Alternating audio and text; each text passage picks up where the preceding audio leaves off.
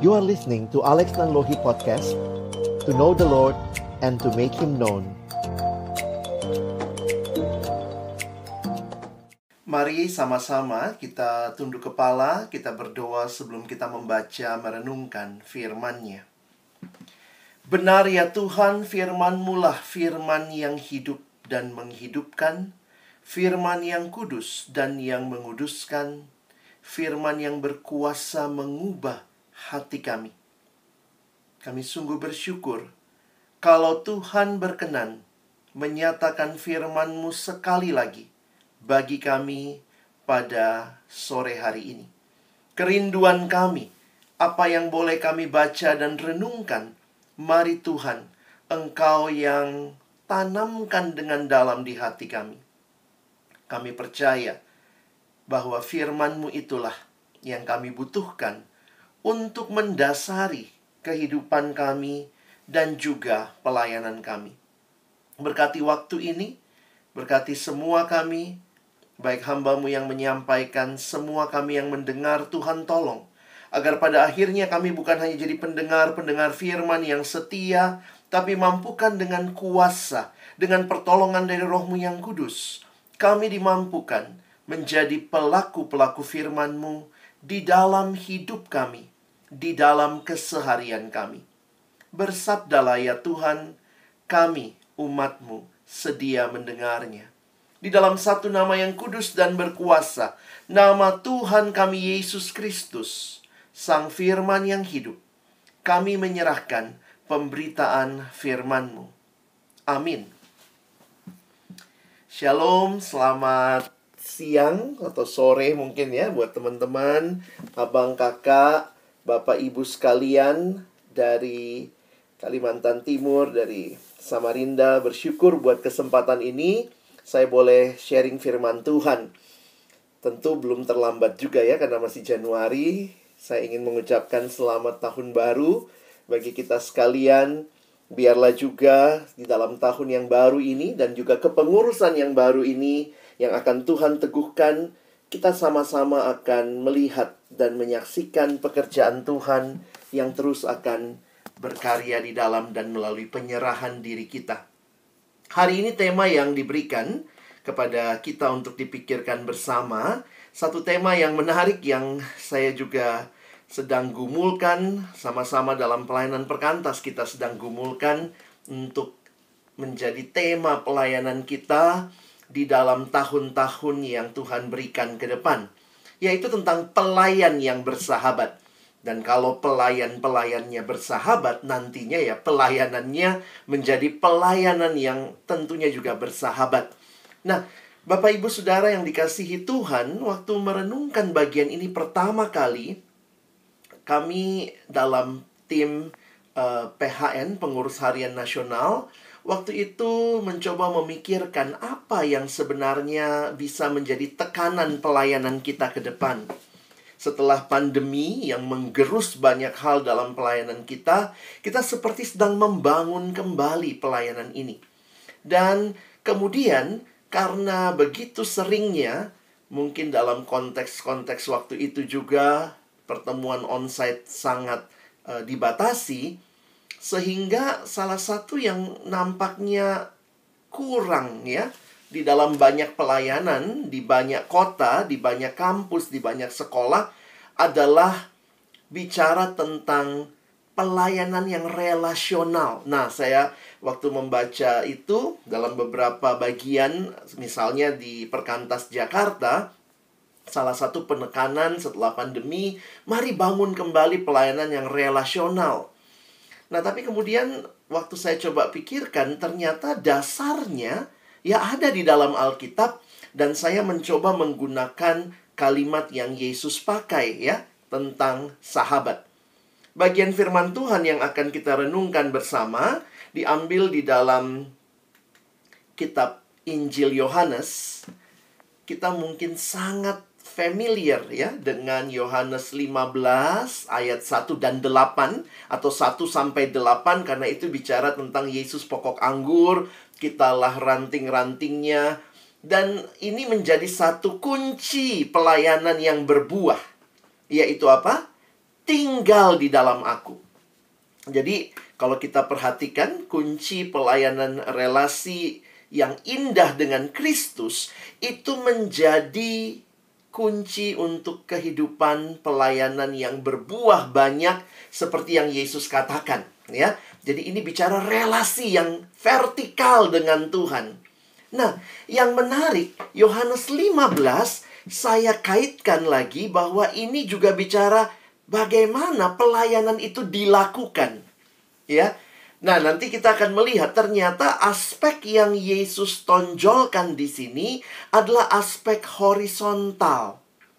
Kalau yang bagian sebelumnya, tinggallah dalam aku, firmanku tinggal dalam kamu, dan kamu akan berbuah banyak. Itu relasi vertikal dengan Tuhan.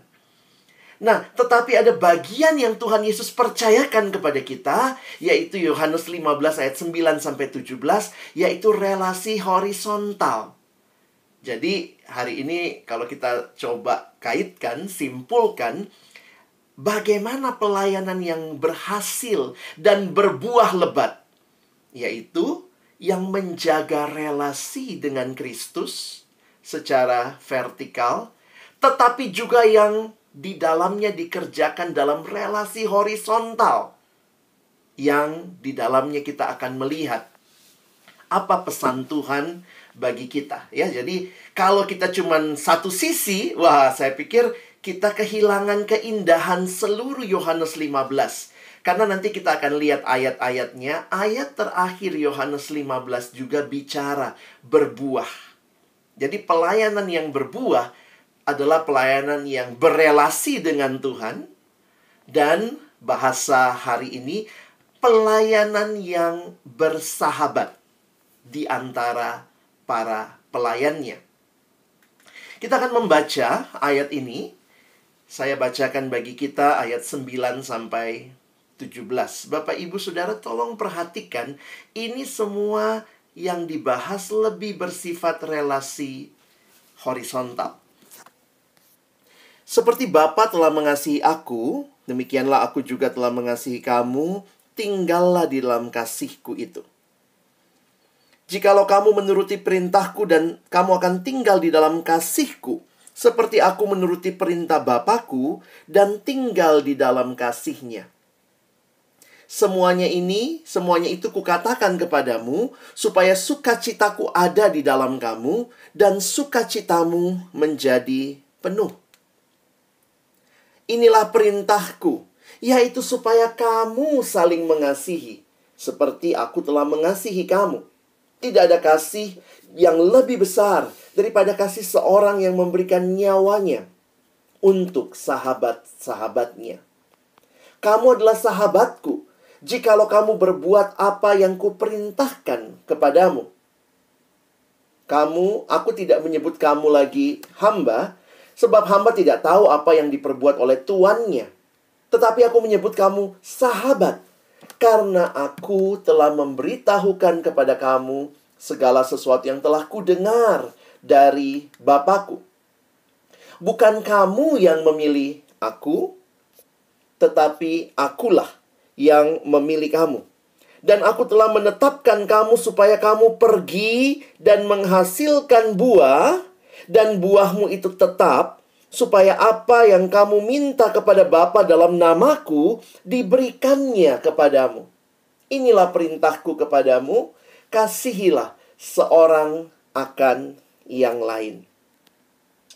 Bapak, Ibu, Saudara yang dikasihi Tuhan, bagian ini juga berbicara pergi dan menghasilkan buah. Tetapi yang menarik, ini juga terjadi ketika kita ada di dalam kasih persahabatan satu dengan yang lain. Yesus menggunakan istilah sahabat. Ada banyak definisi tentang sahabat. Salah satunya, kalau kita baca, ada yang berkata demikian, ya. Ini saya kutip. Sahabat adalah orang yang mengetahui hal yang paling buruk tentang dirimu, namun masih tetap mengasihi engkau sebagaimana adanya. Ya, jadi kalau kita perhatikan, wah, itulah sahabat. Bahkan di dalam kitab Amsal 17 ayat 17 dikatakan, seorang sahabat menaruh kasih setiap waktu. Jadi bukan kasih sewaktu-waktu. Dan menjadi seorang saudara di dalam kesukaran.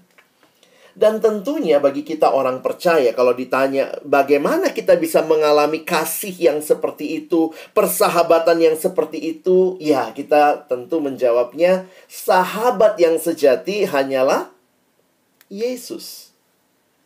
Yesus adalah sahabat sejati kita. Tentu ini bukan hal yang baru, kita sudah tahu, kita sudah yakini, dan tentunya juga kita alami ya. Maka pastikan ya, Bapak Ibu Saudara sudah sahabatan nggak sama Yesus ya. Yesus punya bukan Facebook ya, Yesus punyanya Facebook katanya. Gitu ya. Nanti bisa coba perhatikan ya, sudah sahabatan nggak sama Yesus ya. Jangan-jangan Bapak Ibu Yesus sudah kirim friend request, kitanya belum confirm begitu ya. Nah, oke, itu intermezzo saja buat kita hari ini. Nah, menarik, mari kita perhatikan bagaimana pelayanan yang berbuah akan terjadi. Menarik sekali untuk memperhatikan Yohanes pasal yang ke-15. Yesus bicara tentang kasih. Ayat 13. Tidak ada kasih yang lebih besar daripada kasih seorang yang memberikan nyawanya untuk sahabat-sahabatnya. Dan Yesus menegaskan, kamu adalah sahabatku jikalau kamu berbuat apa yang kuperintahkan kepadamu. Bapak Ibu Saudara yang dikasihi Tuhan, menarik sekali bagaimana Yesus memberikan teladan bahwa dia memberikan nyawa. Nah, waktu saya mempelajari soal persahabatan ini, ada beberapa aspek persahabatan dalam perkataan Yesus kepada murid-muridnya yang Tuhan Yesus ucapkan di akhir hidupnya. Karena kalau kita tahu Yohanes 15 itu, Yesus sedang menuju ke Taman Getsemani. Ada 3 aspek persahabatan, yaitu pengorbanan, kesetiaan, dan kepercayaan. Nah, tentu 2 yang terakhir sih ya juga biasa ya kita bahas. Saya hari ini mau fokus hanya kepada pengorbanan. Mengapa? Karena waktu kita mempelajari konsep pengorbanan, jadi kalau Bapak Ibu perhatikan tadi ya, Yesus mengkaitkan dia memberikan nyawa. Itu bicara pengorbanan. Nah, di dalam literatur kuno ternyata begini. Pengorbanan.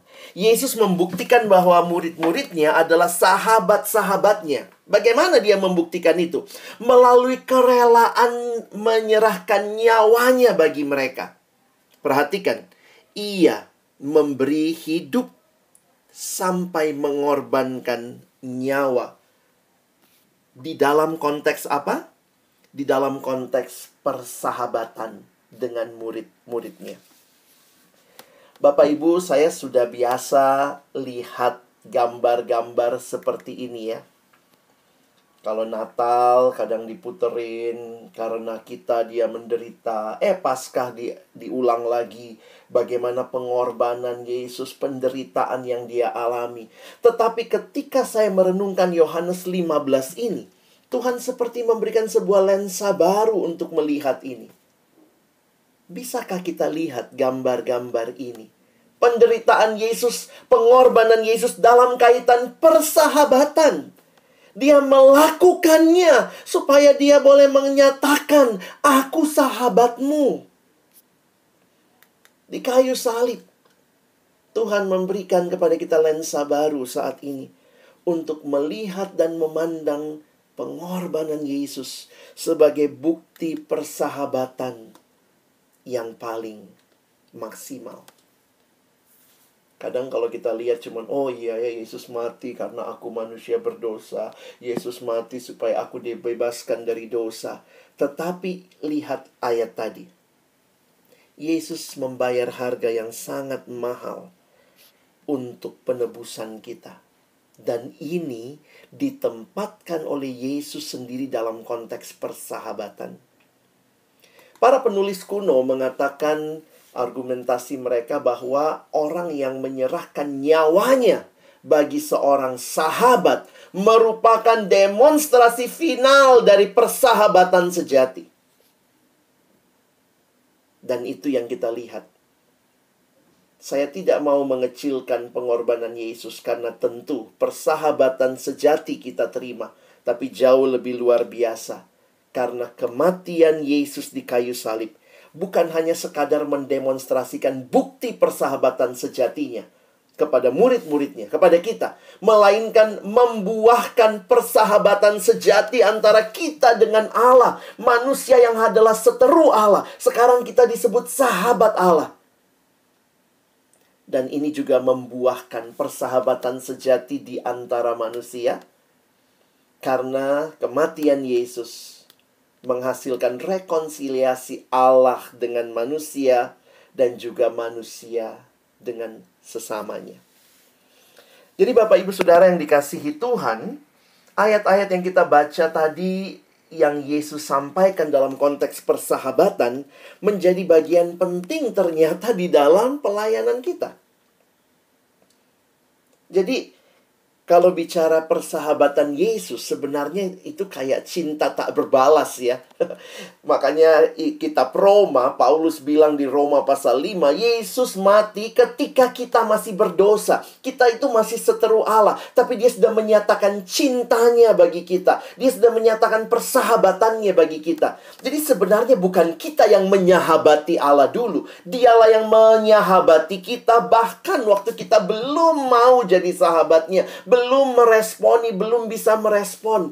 Jadi itu kasih yang, nah itu kalau kita bicara kasih, kasih yang walaupun gak direspon, ya tetap mengasihi. Itulah kasih. Tentu dalam relasi manusia, tidak enak ya, kalau kita bicara kasih tidak direspon ya. Tapi realitanya, seringkali kasih manusia yang terbatas. Itu yang kita alami, sehingga ini juga menjadi sebuah pergumulan yang menarik. Kenapa saya katakan menarik, saudara? Apa yang membuat kita tetap mengasihi? Kita kan ditempatkan Allah di persekutuan orang percaya. Jadi saya menghayati itu sahabat dalam keluarga Allah. Sama seperti bayi yang lahir pasti punya keluarga ya. Maka setiap kita yang lahir baru di dalam Kristus, kita dilahirkan di dalam keluarga Allah. Dan memang sudah rencana Allah, kita nggak sendirian ya. Di dalam Kejadian pasal 2, pertama kali firman Tuhan berkata tidak baik. Jadi setelah Allah ciptakan baik, sungguh amat baik. Maka pertama kali muncul di Alkitab kita tidak baik. Apanya yang tidak baik? Kalau manusia itu seorang diri saja, aku akan menjadikan penolong baginya yang sepadan dengan dia. Memang Allah yang mencipta kita, Allah yang menghendaki manusia untuk saling mengasihi. Manusia makhluk sosial itu bukan hanya teori sosiologi. Itu desain Allah menciptakan kita. Makanya kalimat pendeta John Stott menyimpulkannya secara menarik. Dia katakan, sebagaimana ikan dibuat untuk air, umat manusia dibuat untuk kasih. Untuk mengasihi Allah dan mengasihi sesama kita. Jadi Bapak Ibu Saudara, pelayanan yang berbuah bukan hanya pelayanan yang melekat kepada Allah saja, tetapi pelayanan yang juga mengasihi sesama. Karena di dalam kebersamaan itu, di dalam persahabatan itu, di dalam persekutuan orang percaya, Tuhan memberikan kita pelayanan. Pendeta Eugene Peterson mengatakan kalimat ini. Kita adalah sebuah komunitas. Kita tidak pernah hidup sendiri dan bagi diri sendiri. Kita dilahirkan dalam komunitas, kita tinggal dalam komunitas, kita meninggal dalam komunitas. Natur manusia bukanlah hidup menyendiri. Dan dari mana kita bisa dapat kekuatan untuk mengasihi di saat banyak orang yang kita kasihi mungkin tidak membalas kasih kita? Ternyata kita dapatnya dari Yesus. Kenapa saudara dan saya mau bersahabat dengan orang yang bahkan mungkin belum meresponi perhatian kita, belum meresponi kasih kita? Kalau kita melayani berdasarkan respon orang, saudara, kita quit aja pelayanan. Banyak kok yang nggak respon dengan baik ya. Saya pelayanan ke anak remaja, kita WA nggak dibalas. Kita bilang kelompok kecil ya, dia diemin gitu ya. Nah, kadang-kadang juga di antara kita bisa begitu juga ya.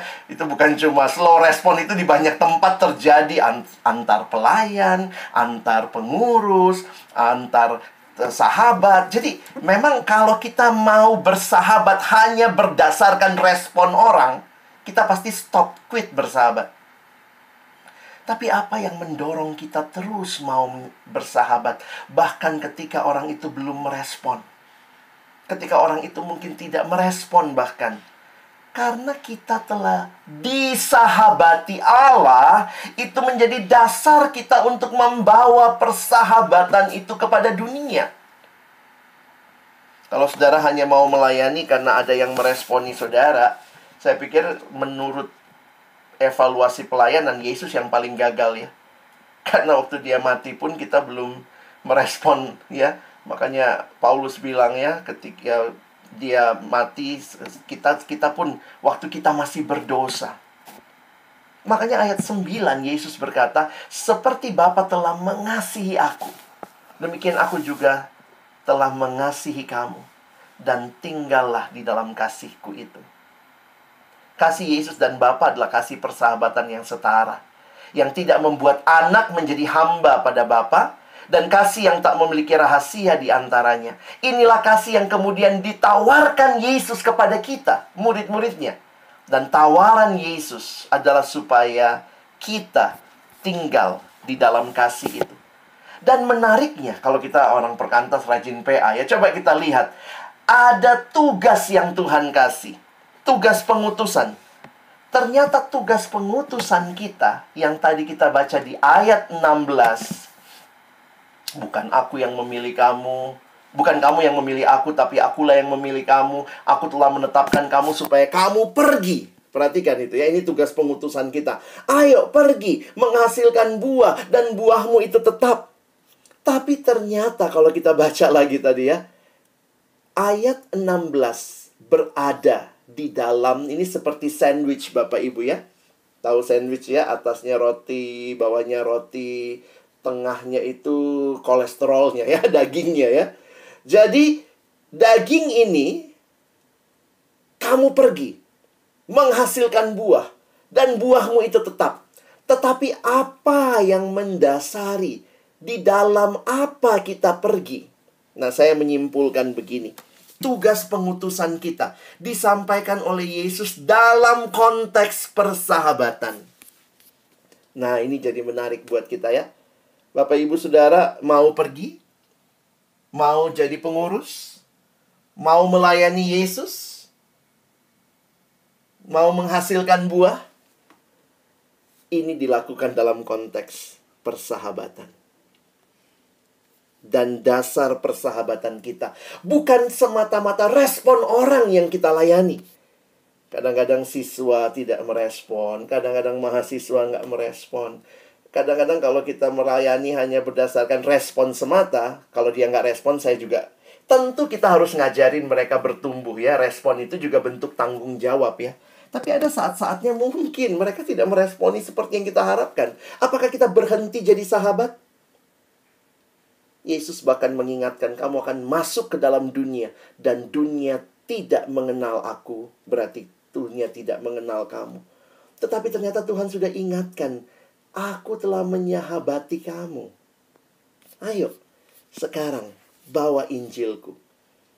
Tadi ayat 16 ya. Menarik sekali kalau Bapak Ibu perhatikan.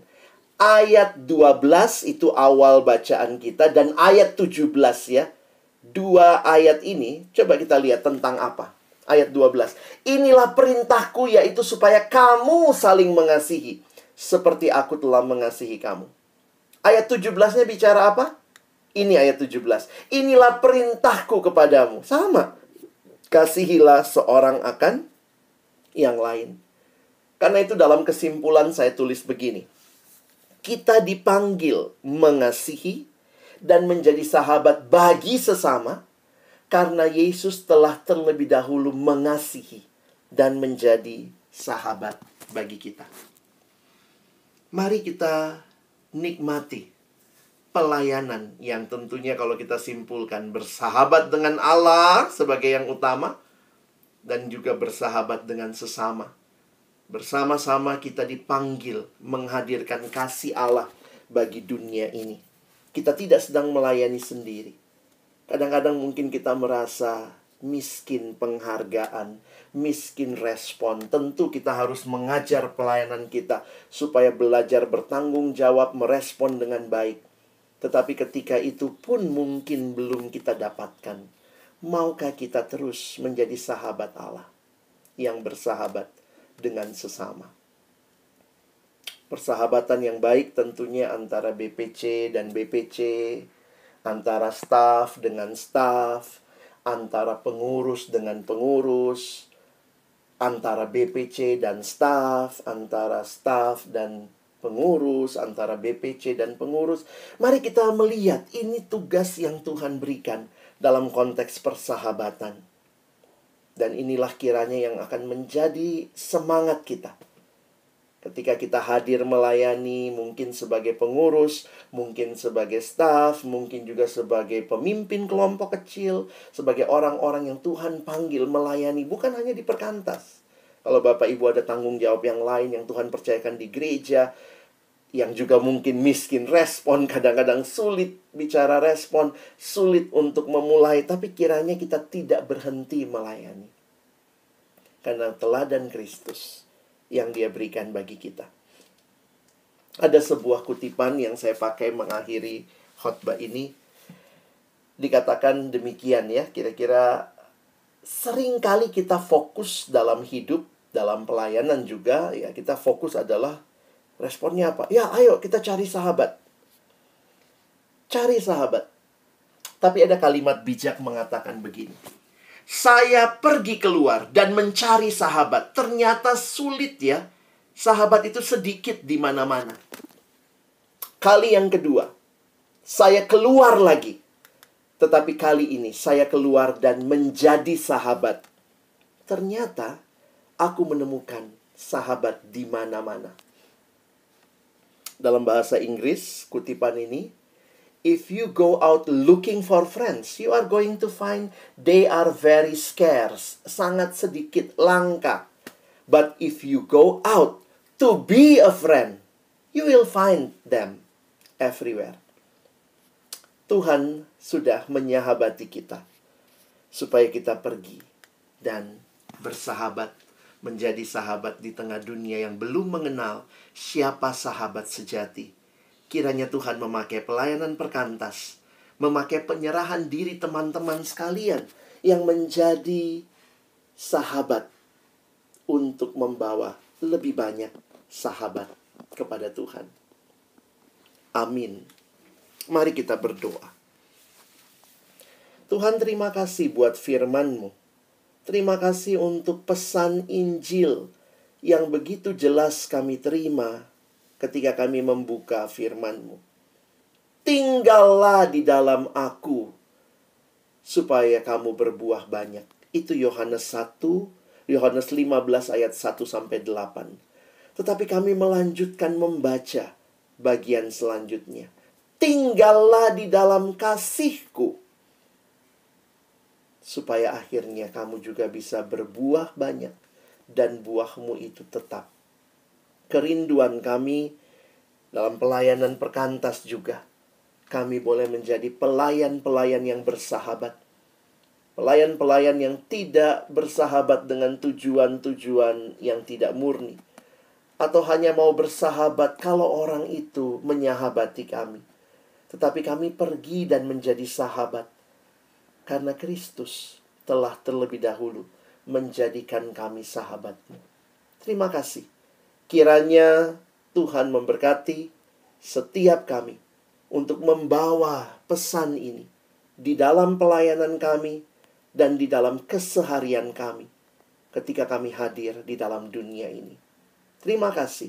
Sekali lagi kami bersyukur di dalam nama Tuhan Yesus Kristus, sahabat kami yang sejati, yang sudah rela mengorbankan nyawanya supaya kami boleh menjadi sahabat bagimu.